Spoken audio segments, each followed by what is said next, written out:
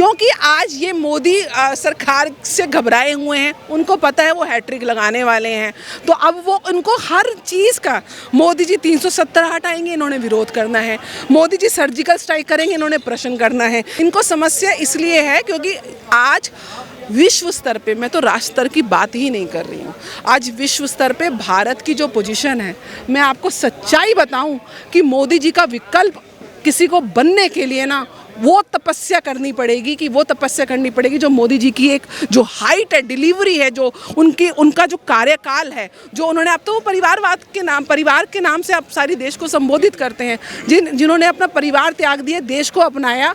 और मेरे पास तो बहुत उनके कुछ व्यक्तिगत चीज़ें हैं कि वो कैसे कहते थे कि आराम करने के लिए मैं कोई और जन्म लूँगा, इस जन्म तो मुझे काम करना है। आज अगर कोई खालिस्तान वहाँ पे कनाडा में अगर सर उठाता है तो आप सब देख रहे हैं कि क्या हाल है। अगर मंगलयान गया है तो इंदिरा गांधी यान होता, तो आज L1 गया है तो वो राहुल गांधी यान होता, और आज संविधान सदन नाम रख दिया। अगर इनका समय होता तो जवाहर सदन होता, इंदिरा सदन होता, प्रियंका सदन होता। इनको केवल अपने नाम को चमकाना है, काम करना नहीं है। अगर काम करना होता तो कब लाए थे बिल? 27 साल तक बिल अगर राज्यसभा में पारित हो गया तो उसको लोकसभा में इन्हीं के तो सहयोगी दल थे जिन्होंने फाड़ा। भारत था, भारत है, भारत ही रहेगा। इनको भारत से क्यों चिढ़ है? इंडिया से मोदी जी ने भारत का नाम लिया तो इसमें कौन सी बुराई है? ये उनकी दृष्टि है ना, वो अपनी दृष्टि के हिसाब से बना रहे हैं। ये उनकी बात है ना कि नजरें बदली तो नज़ारे बदल गए, किसी ने रुख बदला तो किनारे बदल गए। आप अपनी नजरें बदलिए तो आपकी दृष्टि भी बदल जाएगी और समष्टि भी बदल जाएगी। आज वही नारी है जिसको प्रधानमंत्री आवास योजना के अंतर्गत आवास मिला है, और इनके टाइम पे LIC हाउसिंग घोटाला, बोफोर्स घोटाला, चारा घोटाला, कॉमनवेल्थ घोटाला, ये आज G20 के लिए, G20 में पूरा विश्व यहाँ पर था, और जो सबसे बड़े दावेदार हैं इनकी तरफ से प्रधानमंत्री के, वो देश से बाहर थे, वो बाहर घूम रहे थे। पूरा विश्व आपके देश में आया हुआ था। आपको उस जब भी गौरवपूर्ण पल से ये देश जा रहा होता है, उस समय आप विरोध कर रहे होते हैं। वैक्सीन, ये बोलते हैं कि संसद में मेक इन इंडिया हो ही नहीं सकता। आज वैक्सीन बनी, वैक्सीन यहाँ के लोगों को ही नहीं लगी, वहाँ भी लगी, बाहर भी गई। जो देश सक्षम नहीं थे वहाँ भी वैक्सीन दिया। आज कैसे उनकी चरण स्पर्श करते हैं मोदी जी के। आज अगर कोई खालिस्तान वहाँ पे कनाडा में अगर सर उठाता है तो आप सब देख रहे हैं कि क्या हाल है यहाँ से। मैं केजरीवाल जी की बात करती हूँ। पंजाब के आने के बाद खालिस्तान मूवमेंट, अमृतपाल जैसे लोग सामने आने चालू हो गए। सरेआम सिद्धू मूसेवाले का कत्ल कर दिया। पूरा पंजाब जो है, मतलब केजरीवाल जी को तो नशा मंत्री बोलना चाहिए। चाहे दिल्ली में, ये महिलाओं की बात करेंगे, जब निर्भया के जो आरोपी हैं उनको ये मशीन देते हैं, पैसा देते हैं, और शराब बिल की पैरवी करते हैं। शराब से कितनी महिलाओं, कितनी माताओं, कितनी बहनों के घर बर्बाद होते हैं। ये महिलाओं की बात करेंगे, ये महिलाओं की बात करेंगी प्रियंका गांधी, जो कर्नाटक में बोलती थी कि मैं 40% महिलाओं को आरक्षण दूंगी, जबकि आज केवल एक मंत्री है कैबिनेट में। और ये महिलाओं की बात करेंगे, वे वंशवाद की बात करेंगे कि पूरी समाजवादी पार्टी में केवल 2 महिलाएं हैं और दोनों ही राजघराने से हैं। लेकिन कांग्रेस कह रही है कि ये कहीं ना कहीं जो अभी महिला आरक्षण का मुद्दा है, ये कांग्रेस का ब्रेन चाइल्ड है। भाजपा इस पे कहीं ना कहीं अभी जाके बात कर रही है, लेकिन हमारा विचार था, हमारी सोच थी, जो आज जाके इम्प्लीमेंट हुई है। राज्यसभा में पारित हो गया था, उसके बाद जैसा आप लोग को मालूम है, लालू और नीतीश कुमार इसके खिलाफत करने लग गए थे। कई बार तो ऐसी भी स्थिति आई कि पोडियम पर चढ़े गए, माइक तोड़ा गया है, बिल फाड़ा गया है। कांग्रेस के गठबंधन के नेताओं ने काम किया। लग रहा है कि कहीं ना कहीं इच्छा शक्ति की कमी के कारण ऐसा होता है। इच्छा शक्ति नहीं, कांग्रेस का ब्रेन चाइल्ड खाली बिल थोड़ी ना है जनाब। कांग्रेस का ब्रेन चाइल्ड तो चंद्रमा भी है। अगर उनके समय में, आज देखिए वहाँ पे अगर लैंडिंग हुई तो जवाहर पॉइंट रख दिया, शिव शक्ति में इनका टाइम होता तो चंद्रमा का भी जो यान है तो वो जवाहर यान होता। अगर मंगलयान गया है तो इंदिरा गांधी यान होता, तो आज L1 गया है तो वो राहुल गांधी यान होता, और आज संविधान सदन नाम रख दिया। अगर इनका समय होता तो जवाहर सदन होता, इंदिरा सदन होता, प्रियंका सदन होता। इनको केवल अपने नाम को चमकाना है, काम करना नहीं है। अगर काम करना होता तो कब लाए थे बिल?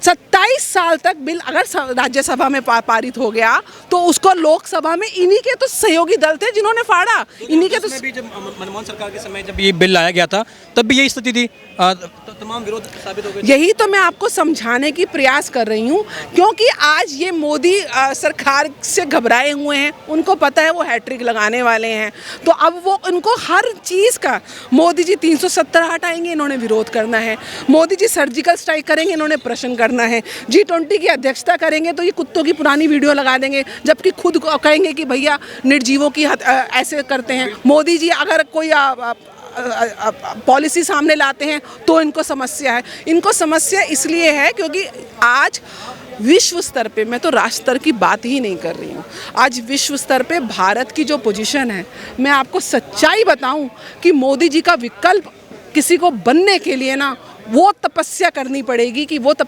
पड़ेगी जो मोदी जी की एक जो हाइट है, डिलीवरी है, जो उनका जो कार्यकाल है, जो उन्होंने, अब तो वो परिवार के नाम से आप सारी देश को संबोधित करते हैं, जिन्होंने अपना परिवार त्याग दिया, देश को अपनाया। और मेरे पास तो बहुत उनके कुछ व्यक्तिगत चीज़ें हैं कि वो कैसे कहते थे कि आराम करने के लिए मैं कोई और जन्म लूँगा, इस जन्म तो मुझे काम करना है। 72 साल में 365 दिन नॉन स्टॉप काम, आपकी उम्र उनसे 1/3 भी नहीं होगी सर, आप भी नहीं कर सकते हैं काम। ये तपस्या, ये कन्विक्शन के साथ, उसके साथ डिलीवरी देना और उसके साथ इन जैसे बेवकूफ़ों को डील करना, ये आसान बात नहीं है। मोदी जी का विकल्प आने वाले समय में है ही नहीं। मैम, मैं आपसे भी जानना चाहूँगा, अभी जैसे ये हाल ही में नया संसद भवन बना है, वहाँ जब संविधान की प्रतियाँ बांटी गई है तो कांग्रेस का ये आरोप है कि वहाँ 2 शब्द गायब है, उस नई प्रति में सेक्युलर शब्द गायब है। इसका कारण क्या मानते हैं? क्योंकि भाजपा कह रही है कि देखिए हमने दोनों प्रतियां रखी है, इसमें सेक्युलर और कम्युनिस्ट दोनों शब्दों को रखा गया है। भगवान श्री कृष्ण ने सकारात्मक और नकारात्मक 2 कंडीशन रखी हैं, तो आपकी दृष्टि है, आपको जहाँ पर नकारात्मकता ही ढूंढनी है, आप सकारात्मकता की बात नहीं कर रहे हैं कि सनातन के लिए उन्होंने गणेश चतुर्दशी के दिन, जैसे हमारी संस्कृति रही, हमारे संस्कार रहे, उस दिन उन्होंने उसका इनोवेशन किया है, उसकी बात उन्होंने नहीं करी है, उसमें भी कमियाँ ढूंढ ली। ये उनकी नकारात्मकता को और उनके भय को कि अभी फिर से मोदी जी आने वाले हैं लोकसभा 24 में, तो ये उनका भय झलक रहा है। इनकी कोई भी कंडीशन, कोई भी क्वेश्चन ये पूछने लायक है ही नहीं। आप लोग तो इसको बढ़ा चढ़ाकर जो एक तरीके से मैनिपुलेट कर रहे हैं ना लोगों को कि अब कुछ भी क्योंकि मिल नहीं रहा है रायता फैलाने के लिए, तो वो कुछ भी करेंगे। और आप लोगों से मेरा निवेदन है कि आप उनकी चीज़ों को ऐसे हाईलाइट मत करिए। लेकिन देखिए, कहीं ना कहीं जब 1949 में जब अमली जामा पहनाया गया था संविधान को, वहाँ पर इन दोनों शब्दों का जिक्र नहीं था। 1976 में जब इसमें 42वां संशोधन किया गया तब ये शब्द ऐड किए गए थे। जो नहीं था तो क्या हो नहीं सकता है, जो नहीं था वो क्या हो नहीं सकता है। हम लोग एक आज टेक्निकल यानी आधुनिक युग में जी रहे हैं। मोबाइल हम लोगों ने लिया है तो मोबाइल हमारा हर आफ्टर 2 मंथ उसको अपडेट करते हैं, तो क्या हमारे कॉन्स्टिट्यूशन को या फिर हमारे संविधान को, हमारी संस्कृति को अपडेट नहीं होना चाहिए? हम यानी कि ठहराव की स्थिति में अगर आ गए तो हमारा निर्माण कहाँ संभव है?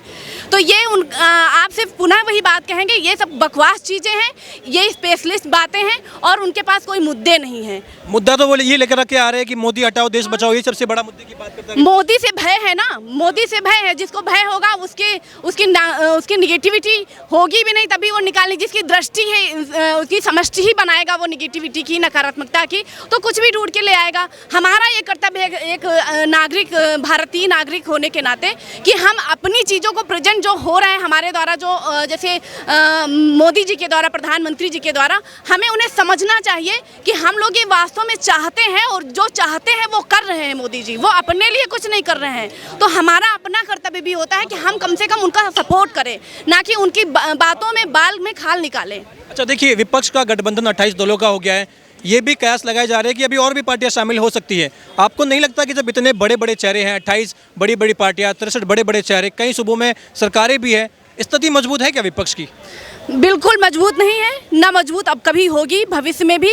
अब इनके पास मुद्दे बचे नहीं हैं, मुद्दे ढूंढ के लाना, वो भी ऐसे मुद्दे जिनका कोई स्टैंड नहीं है, कोई स्थान नहीं है और उनकी कोई ज़रूरत भी नहीं है उन मुद्दों की।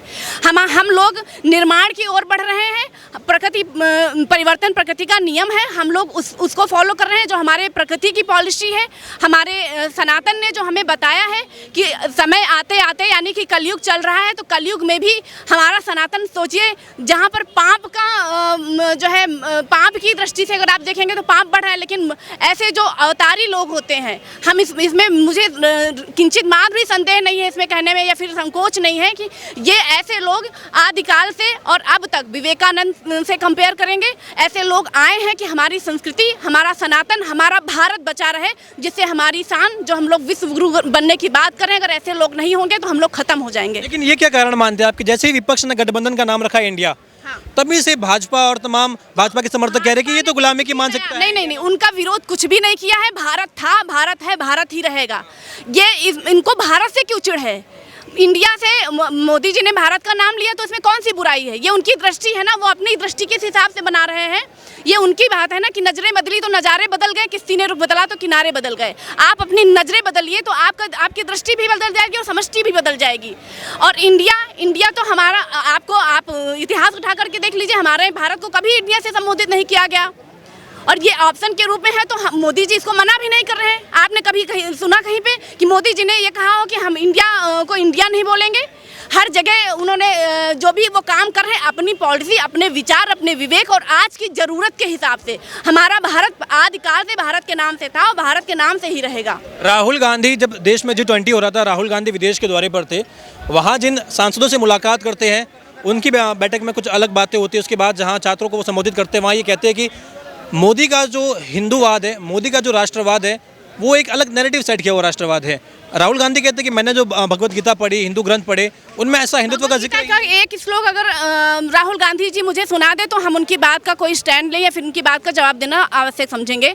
और दूसरी बात, जिनको अपने जो हमारी जो ताकत है, किसान खेती कैसे करते हैं, और अभी तो सब लोग जानते होंगे जो है आलू वो मशीन से पैदा करवा रहे हैं, तो उनको अपने भारतीय संस्कृति, सनातन, अपने भारत की जो आत्मा है उसके बारे में कुछ पता ही नहीं, तो गीता की बात क्या करेंगे वो? ये नए वाले राहुल गांधी कह रहे हैं कि पुराने वाले को खुद ने मार दिया, नया वाला राहुल गांधी है, इन्हें थोड़ा बहुत तो पता होगा। जो खुद को ही मार देगा वो दूसरे को जन्म क्या देगा?